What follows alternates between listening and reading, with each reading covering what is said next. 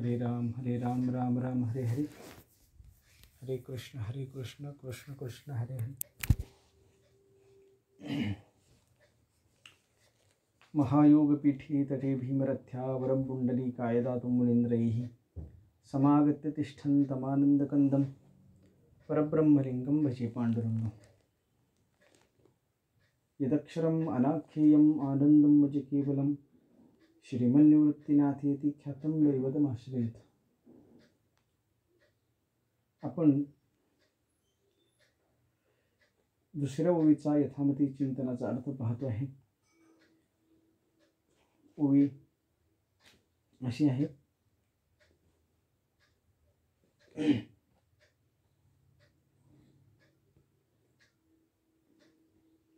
देवा तूची गणेशू सकलार्थमती प्रकाशू म्हणे निवृत्तीदासू अवधारी जोजी।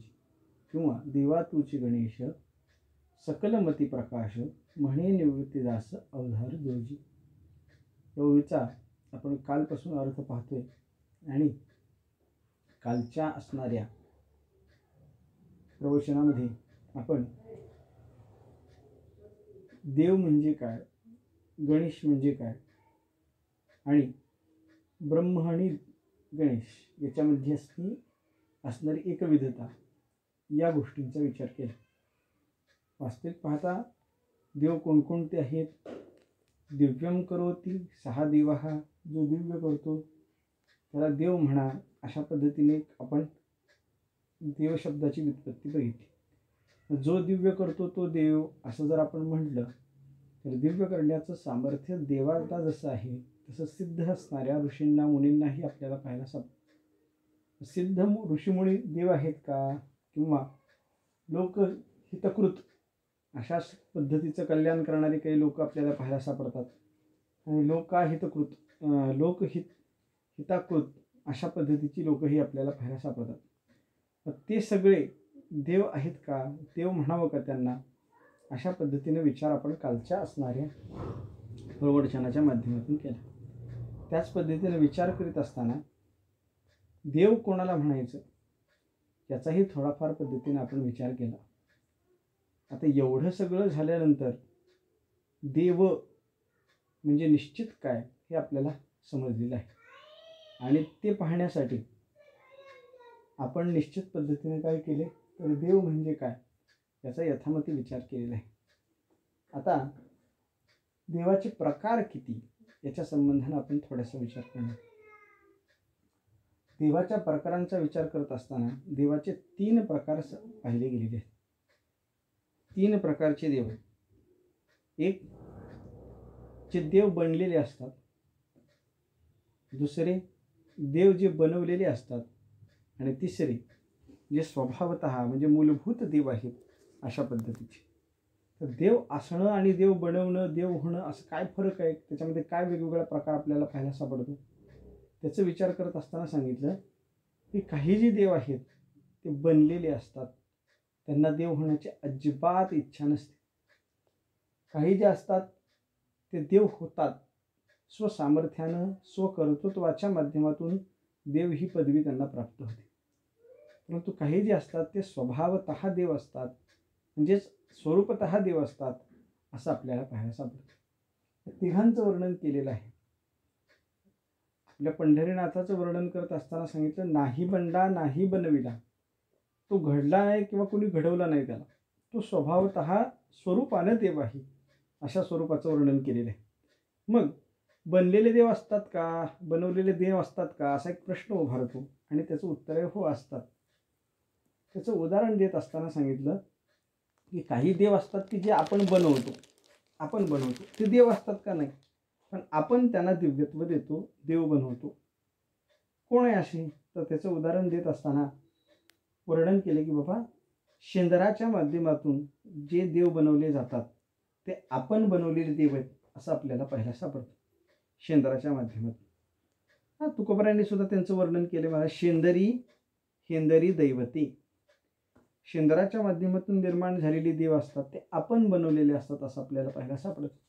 उदाहरणार्थ त्याला देत असताना सांगितले की बाबा वेळ आमुषा आहे आणि वेळ आमुषा दिवशी काय केलं जातं तर प्रत्येकजण आपल्या शेतामध्ये जातो आणि शेतामध्ये गेल्यानंतर देवतेची पूजा करतो. तर शेतामध्ये एक देवत आहे का?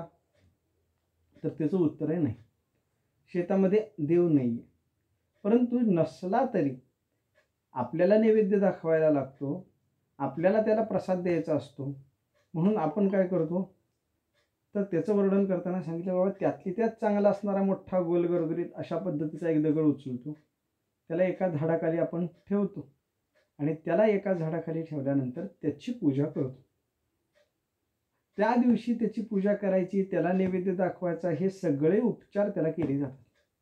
सगळे उपचार त्याला केल्यानंतर तो काय करतो, आपली फक्त इच्छा असते की बाबा त्याने या शेताचं आपलं संरक्षण करावं. पण त्यांनी शेताचं संरक्षण करावं अशी जरी आपली इच्छा असली तरी त्याच्याकडे तेवढी क्षमता आहे का? तर त्याचं उत्तर आहे नाही. त्याच्याकडे तेवढी क्षमता नाही की जो आपल्या शेताचं रक्षण करू शकेल. आपण त्याला देव बनवलं. देव बनवत असताना काय केलं, आपल्या स्वार्थासाठी किंवा आपल्याला पूजा करायची आहे हा विचार मनामध्ये घेतला आणि मग त्याला आपण उचलून त्याला शेंदूर फाकले आणि त्याला ठेवलं तिथं. त्याला तिथे ठेवलं, त्याची पूजा झाली. पूजा झाल्यानंतर तो प्रसन्न झाला, त्याने आपल्याला वर दिला किंवा काही भरभराट झाली, अशा पद्धतीची कुठलीही गोष्ट आपल्याला त्याच्या माध्यमातून घडत नाही. आपल्याला वाटत नाही की त्याने आपलं संरक्षण करावं आणि तोही आपल्या संरक्षणासाठी प्रवृत्त होणारा नसतो. हे असतात की बनलेले देव किंवा बनवलेले देव. आपण त्यांना बनवतोय. त्याच्याकडे सामर्थ्य आहे का? सामर्थ्य नाही. सामर्थ्य नसताना सुद्धा आपण ज्यावेळेस त्याला देवत्व देतो त्यावेळेस त्याला म्हटलं जातं बनलेला बनवलेला देव. आपण बनवतोय तो देव, त्याला देवत्व आहे का? तर त्याचं उत्तर नाही. वेळ अमावस्येच्या आदल्या दिवशीपर्यंत आपण विचार केला तर वेळ अमावस्येच्या आदल्या दिवशीपर्यंत तो सामान्य दगड होता. एवढंच नाही तर ज्यावेळेस नांगरण चालू होती त्यावेळेस तो लागला, त्याला उचलून बांधावर आणून टाकला. पण दिसायला गोरगरगरीत होता, बऱ्यापैकी छान होता. आपल्यालाही देवाची गरज होती म्हणून आपण त्याला शेंदूर फासला, संपलं. याच्यापेक्षा जास्त त्याचं आपलं नातं आहे का? तर नाही. ह्याच्यापेक्षा जास्त त्याचं आणि आपलं नातं नाही असं आपल्याला पाहायला सापडतं. दुसऱ्या पद्धतीचे देव आहेत ते म्हणजे कसे, तर मृत्यूलोकामध्ये जन्मले आणि मृत्यूलोकामध्ये जन्मल्यानंतर असं कर्म केलं की ज्या कर्माच्या माध्यमातून त्यांना देवत्व प्राप्त झालं. तर वेगवेगळ्या पद्धतीच्या जातींचा विचार आहे किंवा जातींचा विचार केलेला आहे. जाती म्हणजे मृत्यूलोकामध्ये ज्या पद्धतीच्या जाती त्या जातींचा आपल्याला विचार करायचा नाही. मृत्यूलोकामध्ये जाती म्हणजे काय, तर मी कोण आहे, तर मी ब्राह्मण आहे, मी मराठा आहे, मी माळी आहे, मी साळी आहे, मी तेळी वगैरे वगैरे वगैरे अशा जातींचा विचार आहे. परंतु संतांच्या माध्यमातून जर विचार केला तर संतांच्या माध्यमातून विष्णुमय जग वैष्णवांचा धर्म भेदाभेद भ्रम अमंगळ अशा पद्धतीची भूमिका आहे. संत महात्म्यांच्या माध्यमातून जर आपण यातींचा विचार केला तर आम्हा वैष्णवांची एकती याती असं वर्णन केलेलं आपल्याला पाहायला सापडतं. जेवढे वैष्णव आहेत ते सगळे आपल्या एकाच कुळातले आहेत, एकाच यातीतले आहेत असं वर्णन केलेलं आहे. परंतु कर्मशास्त्राचा सिद्धांत जर आपण पाहिला तर कर्मशास्त्राच्या सिद्धांतानुसार माणूस ही एक यात बनली. माणूस हीच एक जात. माणूस ज्या पद्धतीने जाते त्या पद्धतीने वृक्ष एका पद्धतीची जाते, पशु एका पद्धतीची जाते, पक्षी एका पद्धतीची जाती असलेली आपल्याला पाहायला सापडते. आणि या सगळ्या जातींचा जर विचार केला तर माणसापेक्षा सामान्यतः श्रेष्ठ आणि माणसापेक्षा कनिष्ठ अशा पद्धतीच्या जाती आपल्याला पाहायला सापडते. नरदेह प्राप्त झाला की त्याचं काय वैशिष्ट्य आहे, तर माऊली ज्ञानेश्वर महाराज म्हणतात की बाबा त्याच्या जीवनामध्ये पाप आणि पुण्याची क्षमता समान आहे. पापही तेवढं केलंय, पुण्यही तेवढं केलंय, मग याला कुठं टाकायचं? पापबाहुल्य असेल तर मानवापेक्षा हीन याती प्राप्त होते, पुण्यबाहुल्य असेल तर मानवापेक्षाही श्रेष्ठ अशा पद्धतीची याती त्याला प्राप्त होते. पण पाप पुण्याची जर समानता असेल तर त्याला मनुष्य देह प्राप्त होतो आणि मनुष्य देह प्राप्त झाल्यानंतर त्याने या मृत्यू लोकामध्ये आल्यानंतर चांगले कर्म करावे आणि चांगल्या कर्माच्या माध्यमातून त्यांनी पुन्हा एकदा मृत्यू लोकामधून साक्षात भगवंतमय व्हावं अशा पद्धतीची सगळ्यांची इच्छा आहे. अनेक प्रमाणांच्या माध्यमातून त्याचा उल्लेख केलेला पाहायला सापडतो. माऊली ज्ञानेश्वर महाराज सुद्धा सांगतात, देवाची ये द्वारी उभा क्षण भरी तिने मुक्ती चारी साधी येईल. चारी मुक्ती साध्य करण्याची क्षमता कशामध्ये आहे तर देवाच्या दरवाजामध्ये उभारण्यानंतर आहे. तर देवाचं द्वार म्हणजे काय की ज्या माध्यमातून आपल्याला देवत्व सिद्ध करता येतं, देव होता येतं अशा पद्धतीचं. आणि ते द्वार म्हणजे काय आहे तर हा नरदेह म्हणजे ते द्वार आहे.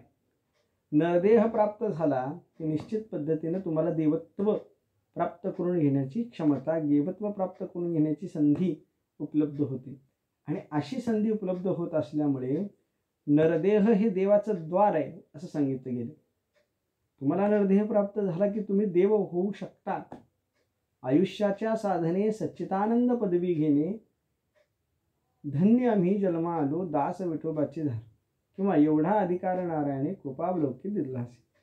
माऊलींचा अभंग सुद्धा तो आहे आणि तुकोबरायांचा माऊलींची ओवी सुद्धा ते आहे आणि तुकोबरायांचा अभंग सुद्धा त्याच पद्धतीचा असलेला आपल्याला पाहायला सापडतो. म्हणजे आयुष्य प्राप्त झालं की आयुष्य प्राप्त झाल्यानंतर आयुष्याच्या साधनेच्या माध्यमातून तुम्ही उच्चतम अशा पद्धतीच्या ब्रह्मतत्वाची प्राप्ती करून घेऊ शकता. हे सामर्थ्य कोणाचं आहे तर नरदेहाचं आहे. म्हणून नरदेहाचं वर्णन करताना देवाचं द्वार असं वर्णन केलेलं आपल्याला पाहायला सापडतं. मग हे देवाचं द्वार तुम्हाला प्राप्त होते, देवाचं द्वार प्राप्त झालं, पण हेच सर्वश्रेष्ठ आहे का तर सांगितले की बाबा इतर यातींपेक्षा हे सर्वश्रेष्ठ आहे. इतर यातींपेक्षा सर्वश्रेष्ठ आहे. कारण स्वर्गाधिक देव सुद्धा याची इच्छा करतात अशा पद्धतीचं हे नरदेह आहे. नरदेहापेक्षाही श्रेष्ठ याती आहेत का? आहेत, नाही असं नाही, पण ते दिव्यत्व करण्यासाठी श्रेष्ठ आहेत. इतर कोणत्या गोष्टीसाठी श्रेष्ठ नसलेले आपल्याला पाहायला सापडतात. आपल्यापेक्षा श्रेष्ठ याती कोणत्या आहेत तर त्याचा विचार करत असताना सांगितलं यक्ष, गंधर्व, किन्नर, पितर, देव, वरुणदेव, अग्निदेव, वायुदेव, पवनदेव, त्यानंतर इंद्रदेव, सूर्यदेव, बृहस्पती, ब्रह्मा, शिव आणि हरी, एवढ्या पद्धतीच्या आपल्यापेक्षा उच्चतम अशा पद्धतीच्या याती आपल्याला पाहायला सापडतात. नरदेह प्राप्त झाला, नरदेह प्राप्त झाल्यानंतर पाप पुण्य समान आहे. मृत्यू लोकामध्ये आला आणि आल्यानंतर त्याने काय केलं तर इथं आल्यानंतर एवढं चांगलं काम केलं की त्या माध्यमातून त्याला यापैकी कोणता तरी एक जन्म प्राप्त झाला. मग तो यक्ष झाला, तो किन्नर झाला, तो पितर झाला. पितर हा शब्द वाईट अर्थ किंवा वाईट अशा पद्धतीचा नाही. पितर झाला याचा अर्थ तो पितृलोकामध्ये गेला. हे पितृलोकामध्ये तोच जातो जो मनुष्यापेक्षाही श्रेष्ठतम अशा पद्धतीचे कर्म करतो. तो यक्ष झाला, गंधर्व झाला, किन्नर झाला, पितृ झाला, सामान्य देव झाला, वायू झाला, पवन झाला. याहीपेक्षा जर चांगलं कर्म केलं असेल तर तो काय झाला तर इंद्र झाला.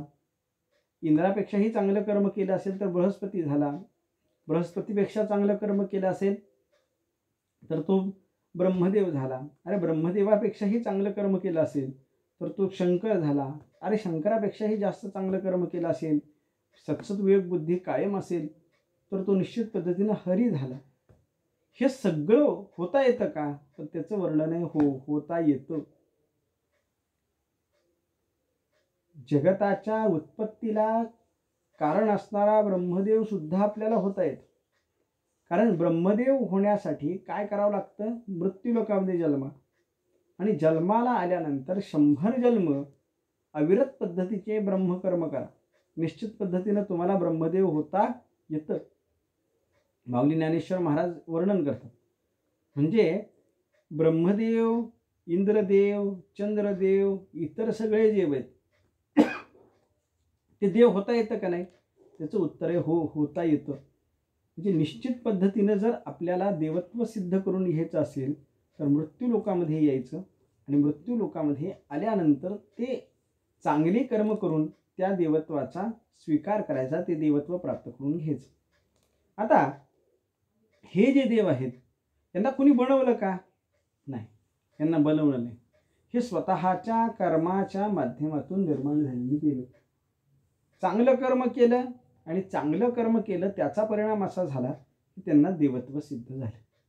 म्हणजे पहिला प्रकार आपण बघितला ते बनवलेले देव आहेत. दुसरा जो प्रकार बघितलाय ते बनलेले देव आहेत. तर बनलेले आणि बनवलेल्यामध्ये फरक आहे.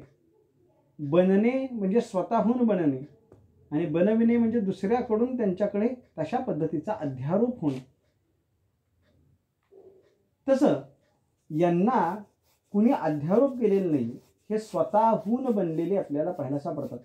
त्यांचं सामर्थ्य आहे, त्यांच्याकडे त्यांची क्षमता आहे, ते देव म्हणले. आता बनवलेले देव आणि बनलेले देव या दोघांचं देवत्व सिद्ध आहे का, शेवटपर्यंत राहतं का, याचा जर आपण विचार केला तर या दोघांचंही सिद्धत्व देवत्व हे शेवटपर्यंत राहत नाही असं आपल्याला पाहायला सापडतं. जो बनवलेला देव आहे त्या बनवलेल्या देवाची कधी पूजा आहे, फक्त वेळामोशेला पूजा. इतर दिवशी पूजा नाही. जाऊ द्या, पूजेचं पण सोडून द्या, पूजा काय केली नाही ठीक आहे, पण त्याचं देवत्व कुठपर्यंत आहे, जोपर्यंत त्याला शेंदूर आहे तोपर्यंत त्याचं देवत्व. पाण्याने त्याचा शेंदूर निघून गेला आणि निघून गेल्यानंतर दुसऱ्या वर्षी वेळ अमावस्येच्या आधी कुळवणी चालू आहे आणि कुळवणी चालू असताना त्या कुळवाचा दांडा निघाला. तर कुळवाचा दांडा निघाल्यानंतर त्यांनी तो दांडा बसवला. नुसता बसवून चालतो का, नाही, त्याला वरून ठोकावं लागतं. तर ठोकायसाठी तो इकडे तिकडे पाहू लागला आणि पाहता पाहता त्याला झाडाखाली ठेवलेला तो दगड दिसला. झाडाखाली ठेवलेला दगड दिसला, त्याने दुसरा विचार केला नाही. तो झाडापाशी गेला, तो दगड उचलला आणि उचलल्यानंतर कुळवाचा दांडा बसवण्यासाठी त्या दांड्यावर वरून त्यांनी काय केलं, त्या दगडाला मारायला सुरुवात केली. आत्तापर्यंत देवत्व होतं का, नव्हतं. पर तो देवत्व राहिलं का, तर नाही, त्याचं देवत्व राहिलं नाही. त्याला त्या कुळवाच्या दांड्यावर मारण्यात आलं, एवढं झालं, तिथंच टाकून देण्यात आलं. ते परत तिथं व्यवस्थित नेऊन ठेवला का, व्यवस्थित नेऊन ठेवला नाही, तिथंच टाकलं आणि पुन्हा कुळवायला सुरुवात झाली. कुळवून गेला, नांगरून झालं, काय करायचंय ते त्याने केलं. सगळं केल्यानंतर पुढच्या वर्षी वेळ अमावस्येला पुन्हा मालक तिथं गेले. तिथे गेल्यानंतर बघितलं की मागच्या वर्षी ज्याला आपण देव बनवलं होतं तो देव आहे का, नाही. देव नाही म्हटल्याबरोबर इकडे तिकडे बघायला सुरुवात केली. आता हा जो दगड होता मागच्या वर्षीचा, जो गोल गुरगुरीत होता, तो त्या झाडापासून लांब होता. बघितलं इकडे तिकडे, दुसरा त्याच्यापेक्षा लहान एक दगड दिसला. मालकाने दुसरा तिसरा विचार केला नाही, त्या दगडाला उचललं, तिथं बसवलं, त्याला शेंदूर लावला, त्याची पूजा केली आणि संपवलं. विषय संपला. म्हणजे ज्यावेळी देवत्व सिद्ध होतं त्यावेळेस नैवेद्य होता, ज्यावेळेस देवत्व होतं तोपर्यंत नैवेद्य. शेंदूर गेला, पाऊस पडला, देवत्व संपलं, तोच दगड कुळव ठोकायसाठी वापरला गेला. एवढंच नाही तर तो तिथंच पडला. दुसऱ्या वर्षी दुसरा देव. कळालं.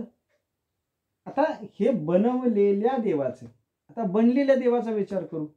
बनलेल्या देवाची अवस्था सुद्धा यापेक्षा भिन्न नाही, हे लक्षात ठेव. यापेक्षा भिन्न आहे का अवस्था, तर यापेक्षा भिन्न बनलेल्या देवाची सुद्धा अवस्था नाही. देव बनला, काय झाला, आज इंद्र झाला, चंद्र झाला, ब्रह्म झाला, बृहस्पती झाला, कोणीही झाला. कधीपर्यंत झाला, त्याचं वर्णन करत असताना सांगितलं, जोपर्यंत त्याच्याकडे पुण्याची सामुग्री आहे तोपर्यंत झाला. पुण्य संपलं की परत देवत्व आहे का, नाही, परत देवत्व नाही. माऊली ज्ञानेश्वर महाराज वर्णन करतात, जो सगळ्या जगतातला जन्माला घालतो, सगळ्या जगताला जन्माला घालायचं सामर्थ्य कुणाचं आहे, तर सांगितलं की बाबा ब्रह्मदेवाचे. ब्रह्मदेव सगळ्या जगताला जन्माला घालतो, पण तो ब्रह्मदेव जन्माला येतो का नाही, त्या ब्रह्मदेवाला सुद्धा जन्माला यावं लागतं, असं वर्णन केलेलं आपल्याला पाहायला सापडतं. ते सांगतात, एरवी ब्रह्मपदाचे निभडसे, न चुकती पुनरावृत्तीचे वळसे. हा ब्रह्मपद एवढं महान सांगितलं गेलं की तो त्याच्याकडं कुणाला कुठे जन्माला घालायचं, किती जन्माला घालायचं, हे सगळं त्याच्या हातात आहे. पण एवढंच असताना सुद्धा ब्रह्मदेवाला स्वतःचं प्रारब्ध चुकवता येत नाही, न चुकती पुनरावृत्तीचे वळसे. त्या ब्रह्मदेवाला आपल्या स्वतःची पुनरावृत्ती चुकवता येत नाही असं वर्णन केले. म्हणजे ब्रह्मदेवाच्या पदाला प्राप्त झालेला सुद्धा पुन्हा काय करतो, मृत्यू लोकामध्ये जन्मतो आणि जन्मल्यानंतर स्वतःच्या प्रारब्धाच्या माध्यमातून सुखदुःख भोगण्यास समर्थ असतो.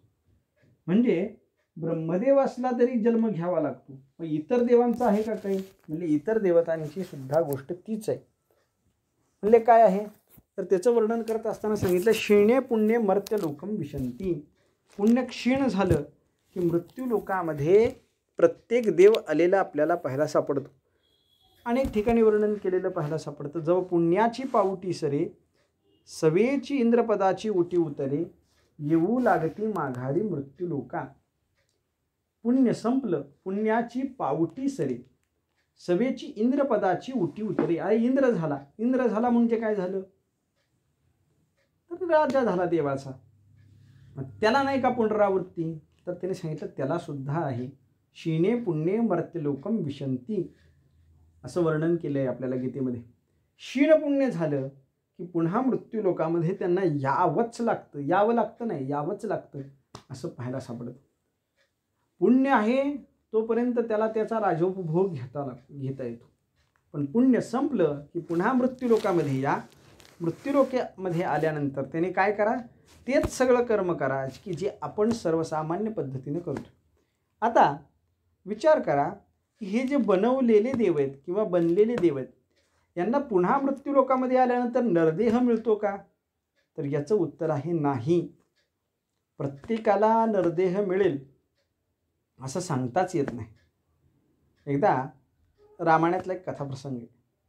रामायणामध्ये भगवान रामचंद्र आणि सीतामाता दोघंजण वनवासामध्ये असतात आणि वनवासामध्ये असताना रामचंद्र भगवंत एका झाडाखाली निवांत बसलेली असतात. सीतामाता त्यांच्या शेजारी बसलेली असते. लक्ष्मण महाराज पहारा देत असतात आणि अशा वेळी भगवंत एक हसतात. तर भगवंत हसल्याबरोबर सीतामाता विचारते काय झालं हसायला, काय झालं हसायला म्हटल्याबरोबर भगवंत म्हणतात काही नाही. सीतामाता परत विचारते तसं नाही म्हणले, काहीतरी झालं असावं त्याशिवाय तुम्ही हसत नाही. काहीतरी झालं असावं हा विचार करून परत ते भगवंत सांगतात की बरोबर आहे म्हणजे झाले. काय झालंय ते सांगत असताना मी म्हणते की समोर तुम्हाला एक दृश्य दिसते, दृश्य बघा. तो म्हणतो कोणतं दृश्य आहे? तर काही मुंग्यांची रांग चाललेली असते. त्या मुंग्यांच्या रांगेमध्ये काही मुंगळे असतात आणि एक मुंगळा हा दुसऱ्या मुंगळाच्या अंगावर आरूढ झालेला असतो आणि तो चाललेला असतो. एक असतो तो दुसऱ्या मुंगळ्याच्या अंगावर बसलेला असतो आणि एक भारवाहक अशा पद्धतीचा मुंगळा असतो. म्हणजे त्या मुंगळ्याकडे बघ, तर त्या मुंगळ्याकडे बघ म्हटल्याबरोबर ते बघतात, पण सीतामातेला काहीही त्याच्या संबंधाने वाटत नाही. तो म्हणते ठीक आहे, मुंग्याची रांग आहे, चालली खाद्यपदार्थाच्या शोधात आहे, काही खायला मिळते काही बघतायत म्हणजे त्यात हसण्यासारखं काय आहे, हसण्यासारखं काय आहे असं म्हटल्याबरोबर प्रभू रामचंद्र तिला सांगतात ऐक म्हणतात. सीतामाता ऐकायला सुरुवात करते. काय सांगा? तिने सांगितलं समोर जो मुंग्याची रांग आहे त्याच्यामध्ये एक मुंगळा दुसऱ्या मुंगळ्याच्या अंगावर चढलेला आहे, बसलेला आहे अंगावर. तो जो वर बसलेला मुंगळा आहे तो मागच्या जन्मामध्ये इंद्र होता. त्याची ऐरावताची सवय अजून सुटलेली नाही. ऐरावताची सवारी करण्याची त्याची सवय असल्यामुळे, त्याला पायी चालण्याची सवय नसल्यामुळं तो दुसऱ्या मुंगळ्याच्या अंगावर चढून बसलेला आहे हे सांगतात. तर या दृष्टांताच्या माध्यमातून आपल्याला एवढंच घ्यायचं आहे की ब्रह्मदेव जरी असला तरी त्याला पुनरावृत्ती आहे. एवढंच नाही तर इंद्रदेव जरी असला तरी त्या इंद्रदेवाला पुन्हा मृत्यू लोकामध्ये जन्म घ्यावा लागतो. तर जन्म घ्यावा लागतो एवढंच विशेष नाही, तर जन्म घेतल्यानंतर मृत्यू लोकामध्ये आल्यानंतर त्याला कोणता जन्म प्राप्त होईल, कोणत्या यातीमध्ये कोणत्या योनीमध्ये तो प्राप्त होईल ह्याचंही त्याच्याकडं कोणतंही मोजमाप नाही.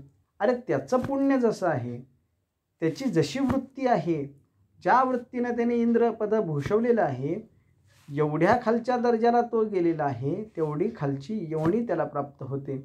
उदात्त अंतःकरण करून भगवंताचं भजन करून जर त्याने त्या इंद्रपदाचा सुयोग्य वापर केलेला असेल तर त्याला उच्च योनीची प्राप्ती होती, अन्यथा नीच योनी प्राप्त होती असं आपल्याला पाहायला सापडतं.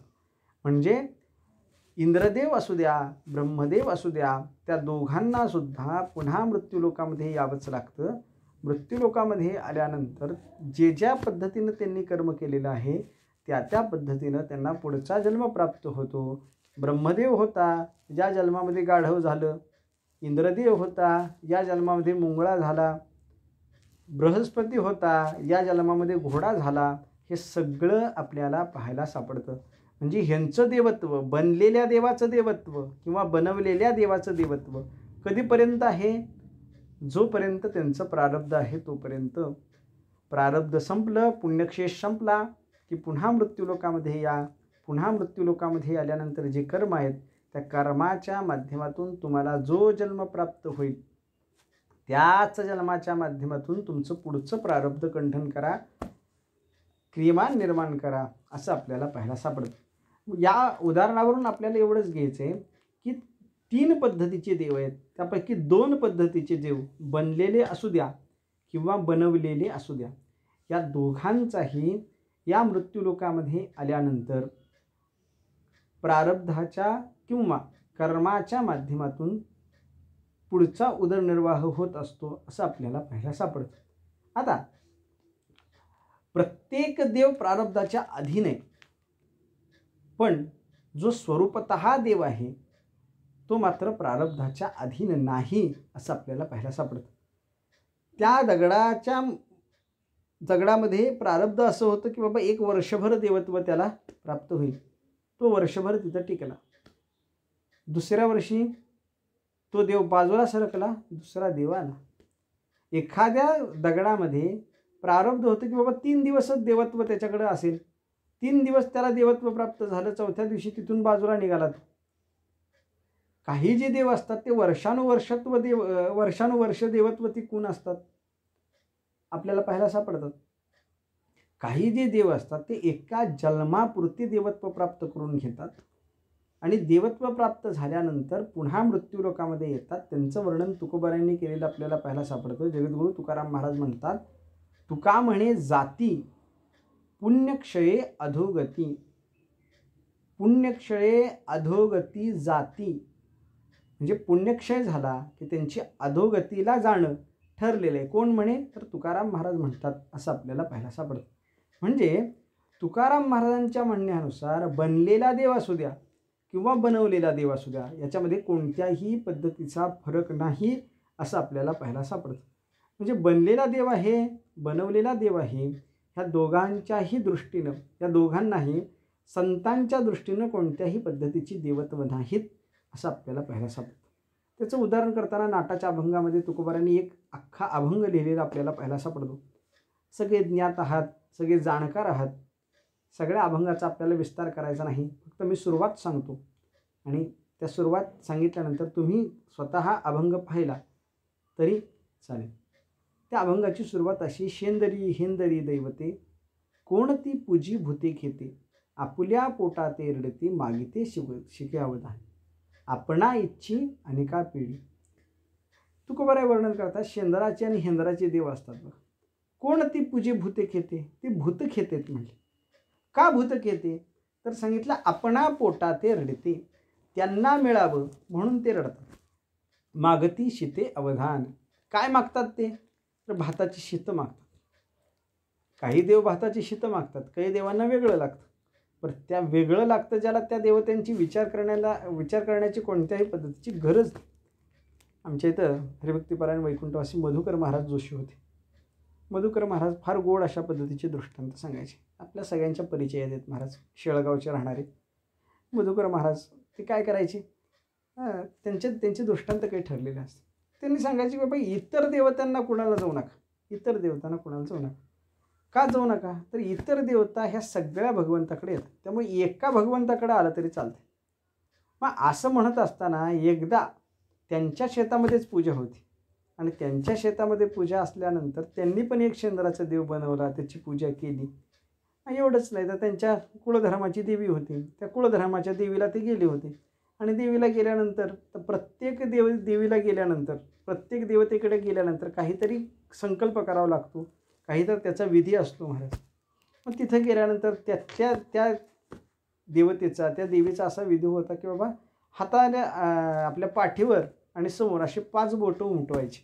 तुळजापूरला जर आपण गेलो तर तशा पद्धतीची बोटं उमटवली जातात. आणि नेमकं एक नवीनच अशा पद्धतीचा भाविक होता की ज्याने यांचं कीर्तन ऐकलं होतं आणि त्या कीर्तनामध्ये स्पष्ट उल्लेख केला होता की काय करा, इतर कोणत्या देवतेला जाऊ नका.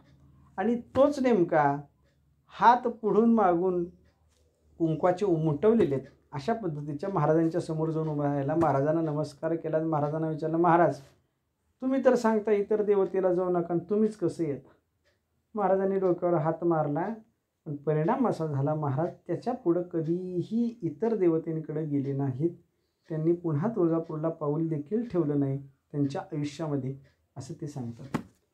हे बनलेले देव असू द्या किंवा बनवलेले देव असू द्या, यांची पात्रता कधीपर्यंत, तर त्याचा उल्लेख करताना सांगितलं की बाबा जोपर्यंत त्यांचं प्रारब्ध आहे तोपर्यंत. प्रारब्ध संपलं की त्यांची पात्रता संपली. तुका म्हणे जाती पुण्यक्षय अधोगती. अधोगतीला जातातच असं आपल्याला पाहायला सापडतं. आणि म्हणून ह्या इतर देवतेंचा विचार करू नये असं त्यांनी सांगितलं. देव स्वरूपाने जे आहेत ते इतर देवतेंसारखे आपल्या पोटासाठी दुसऱ्याला खायला मागत नाहीत. बघा, इतर देवता सगळ्या अंगामध्ये येतात आपल्याला पाहायला सापडतं. कोण आलं तर अमकी अमकी आली, कोण आलं अमकं आलं. पण आत्तापर्यंत कुणाच्या अंगामध्ये पांडुरंग परमात्मा आलाय का? किंवा भगवान श्री विठ्ठल कुणाच्या अंगामध्ये आलाय का? भगवान श्री विठ्ठल कुणाच्या अंगामध्ये आला आहे का? तर त्याचं उत्तर नाही बाबा. इतर सगळ्या देवता अंगामध्ये येतात, पण भगवान परमात्मा पंढरीश हा कुणाच्याही अंगामध्ये संचार करत नाही. बघा, कोण असेल तर विचारा. आपण इतके दिवस वारी करतोय, त्या वारीमध्ये कुणाच्या अंगामध्ये देव आलाय का? नाही, कुणाच्याही अंगामध्ये देव आलेला नाही असं आपल्याला पाहायला सापडतं. पण इतर देव मागतात खायला, इतर देव खायला मागतात की हे दे, ते दे, ते दे. तसा भगवंत काही खायला मागतो का? भगवंत खायला मागत नाही. भगवंत खायला मागत नाही असं आपल्याला पाहायला सापडतं. का मागत नाही खायला? कारण तो तृप्त आहे. आणि तो तृप्त असल्यामुळं तो दुसऱ्यांची इच्छा पूर्ण करण्यास समर्थ आहे. जो स्वतः तृप्त नाही तो दुसऱ्याची इच्छा पूर्ण करू शकतो का? तर त्याचं उत्तर नाही. तृप्तता असावी अंतःकरणामध्ये तरच दुसऱ्यांची इच्छा पूर्ण करू शकतो. अनेक उदाहरणं आपल्याला या संबंधानं पाहायला सापडतात. काय झालं, एक याचक होता. याचक असल्यानंतर तो राजाकडे गेला. राजाकडे गेल्यानंतर सैनिकांनी त्याला अडवलं. थांबा म्हणले, राजा पूजा करतायत. राजा पूजा करतायत म्हणल्याबरोबर त्यांनी सांगितलं, ठीक आहे म्हणले, मी लांबणं बघेल म्हणले. राजा कशी पूजा करतो हे मी बघेल, आणि पूजा झाल्यानंतर मग काय मागायचं ते मागेल. तो बघितलं राजाने, राजाच्या जवळ गेला. राजा आपला म्हणत होता, देहि मे परम आरोग्यम, देहि मे परम सुखम, रूपम देही, जयम देही, यशो देही, जुषो जही. सप्तशतीतला एक मंत्र आहे, तो म्हणत होता तो, देहि मे परम आरोग्यम, देहि मे परम सुखम. मला हे देवी, मला काय कर, परम आरोग्य दे, चांगलं आरोग्य दे, उच्चतम अशा पद्धतीचं सुख दे. रूपम देही, मला रूप दे. जयम देही, मला जय दे. यशो देही, जुषो जही, मला यश दे, संपत्ती दे, ऐश्वर्य दे, असं मागत होता. हे सगळं मागितलेलं त्या याचकाने ऐकलं. राजाची पूजा संपली. पूजा संपल्यानंतर त्याने याचकांना दानधर्म करायला सुरुवात केली. याचकांना ज्यावेळेस दानधर्म करायला सुरुवात केली त्यावेळेस हा जो याचक होता हा तिथून निघून चालला. निघून चालल्यानंतर राजाने त्याला अडवलं. म्हणजे का हो म्हणले, याचक आहात? म्हणजे हो याचक आहे. म्हणले ठीक आहे, तुम्ही मागितलं नाही काही, तुम्ही काही याचना केली नाही, तुम्हाला काय हवं आहे सांगा, मी देतो. त्यांनी सांगितलं मला काही नको. का नको काही? तर त्यांनी सांगितलं कुणाकडं मागावं, कुणाकडं मागावं? जो परिपूर्ण आहे त्याच्याकडं मागावं, परिपूर्ण आहे त्याच्याकडं मागावं, दुसऱ्याकडं मागू नये. जो स्वतः याचक आहे त्याच्याकडे जर आपण याचना केली तर निश्चित पद्धतीनं आपल्याला आपली याचना पूर्ण होऊ शकत नाही, हे लक्षात ठेवा. जर अशा व्यक्तीकडे तुम्ही मागत असताल की जो दुसऱ्याकडे मागतो त्याच्याकडून कोणती क्षमता पूर्ण होईल का? पूर्ण होणार नाही. राजा मी बघितलं तर तू स्वतः देवीकडे मागतोयस की मला हे दे, मला ते दे, मला ते दे. आणि जर समजा तू देवीकडे मागत असतील तर निश्चित पद्धतीनं तू याचक झालास, आणि याचकानं याचकाकडं मागणं हे योग्य आहे का? तर हे योग्य नाही असं त्यांनी सांगितलं. त्यामुळं मी तुझ्याकडं मागू शकत नाही अशा पद्धतीचा एक विचार त्यांनी सांगितला. राजाने सांगितलं की माझं मागणं वेगळं आहे आणि तुझं मागणं वेगळं आहे. म्हणले काय वेगळं आहे? म्हणले तुझं मागणं हे पोटासाठी आणि माझं जे मागणं आहे ते माझ्या प्रजेसाठी. तर याचक म्हणाला तू मागतोय हे प्रजेसाठी मागतोय, मला ज्ञात आहे, पण मागतोय की नाही? तो म्हणले हो मागतोय, आणि जो मागतो दुसऱ्याकडं त्याच्याकडं काहीही मागायचं नाही असा माझा नियम आहे. त्यांनी सांगितलं जगामध्ये एकही व्यक्ती अशी नाही की जी दुसऱ्यासमोर याचना करत नाही. आता दुसऱ्यासमोर याचना करण्याची सामर्थ्य, याचना करणं हे जर समजा कुणाला, प्रत्येकाच्या ठिकाणी हा जर स्थायी स्वभाव असेल तर निश्चित पद्धतीनं तुला कुणालाही याचना करता येणार नाही असं तो राजा म्हणाला. आणि मग त्या याचकाला कळालं की आपण ज्या राजाला असं तसं समजतोय हा तसा राजा नाही आहे, राजा हुशार आहे. आणि मग त्यांनी याचकाने त्या राजाकडं मागणी केली. बघा, याचकाने राजाकडं मागितलं का? मागितलं तर अधिकार बघून मागितलं. निश्चित पद्धतीनं तेवढा अधिकार आहे हा विश्वास पटला म्हणून मागितलं. जे बनलेले देव आहेत आणि जे बनवलेले देव आहेत त्या दोघांकडेही एवढी क्षमता नाही की ते आपले असणारे सगळे इच्छा, आपली असणारी वासना पूर्ण करतील. आमचे दादा फार सुंदर अशा पद्धतीचा हा दृष्टांत सांगायचे. नेहमी कीर्तनामध्ये दादांनी दृष्टांत सांगावा. प्रत्येक देवता ही आपली इच्छा पूर्ण करण्यास समर्थ नाही. कशी नाही? तर त्याचं उदाहरण देताना सांगितलं की एक खेडेगाव होतं आणि एका खेडेगावामध्ये एक व्यक्ती राहत होता. त्या व्यक्तीचं शेत होतं ते त्या खेड्याच्या दक्षिणेला होतं आणि तो राहायचा हा खेड्याच्या उत्तरेला. पूर्ण गाव पार करायचं, सगळ्यांची शेतं तुडवत जायचं, त्यावेळेस तो स्वतःच्या शेतामध्ये पोचायचा. पूर्वीचा काळ कोणत्याही पद्धतीची दळणवळणाची साधन नाही. हा बिचारा सकाळी उठायचा, चालत चालत शेतामध्ये जायचा, तेवढ्यातच तो जमायचा. तिथं गेल्या गेल्या एकच काम, भाकरी सोडायचं आणि खायचं, दुसरं काम नाही. भाकरी सोडायचं, खायचं, आराम करायचा, थोडं शेतामध्ये काम केलं नाही, पुन्हा शेतातून घरी चालत यायचं.